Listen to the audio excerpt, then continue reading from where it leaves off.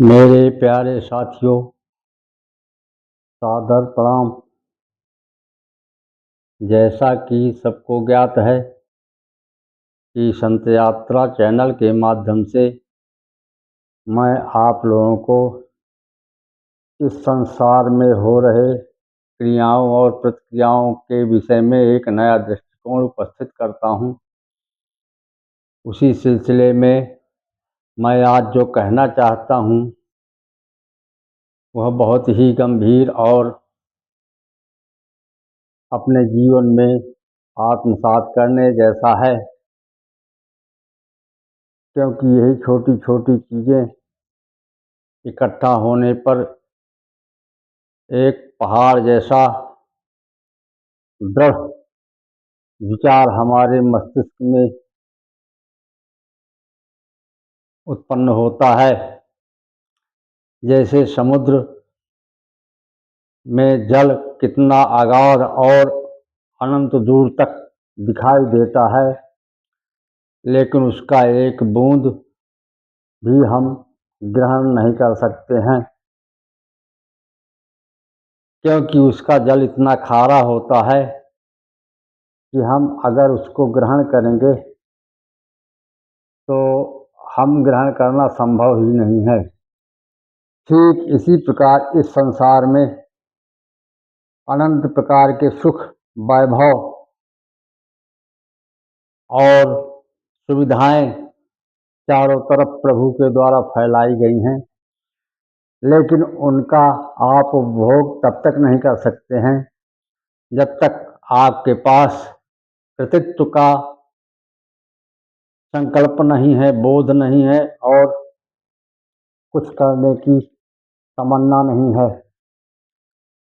इस प्रसंग के माध्यम से मैं एक अंतरात्मा की बात का दूसरा भाग प्रस्तुत कर रहा हूँ कि इस संसार में सभी प्राणियों का पूरा अधिकार है, चाहे वो मनुष्य हो, चाहे वो थलचर हो, चाहे वो नभचर हो, किंतु मनुष्य उसमें एक छत्र अपना राज्य बनाए हुए बैठा है और अन्य जीवों के लिए यह धरती और यह आकाश और यह जल कम पड़ रहा है। अब उनके लिए यह कम न पड़े, इसके लिए हमारे पास क्या उपाय है? इसके लिए हमारे पास कोई उपाय नहीं है, क्योंकि आज हम देख रहे हैं कि किसान अपनी पूरे खेतों को इस तरह से कांटों से रूंध दिया है कि उसमें कोई भी जीव प्रवेश भी नहीं कर पा सकता है। इसी प्रकार समुद्र में इतने बड़े बड़े जाल लगाए जा चुके हैं कि छोटी छोटी मछलियों का, अन्य जलचरों का वहाँ जीवित रह पाना भी संभव नहीं बचा है। इसी प्रकार आकाश में भी हमारे इतने उपग्रह गगन भेदी तमाम मिसाइलें चलती रहती हैं, जिनसे हमारे आकाशीय जीव भी सुरक्षित नहीं है। ये हमने संसार का कौन सा स्वरूप आने वाले पीढ़ी के सामने प्रस्तुत किया है? इन सब चीज़ों का जवाब हमको आगे चलकर देना पड़ेगा। जहाँ तक बदलाव की बात है, बदलाव की भी एक सीमा और एक पराकाष्ठा होती है, लेकिन हम निरंतर बदलाव की ओर जा रहे हैं। हमें पता नहीं है कि हम कितना दूर आ चुके हैं।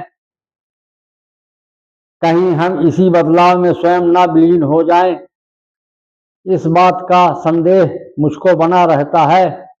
साथियों, मेरे विचार से अगर आप सहमत हों तो टिप्पणी अवश्य करें, ताकि मुझे इस दिशा पर आगे विचार करने के लिए मौका मिल सके और आपका सहयोग के आकांक्षा करता हुआ आपसे एक सब्सक्राइब और लाइक करने की अपेक्षा रखता हूं।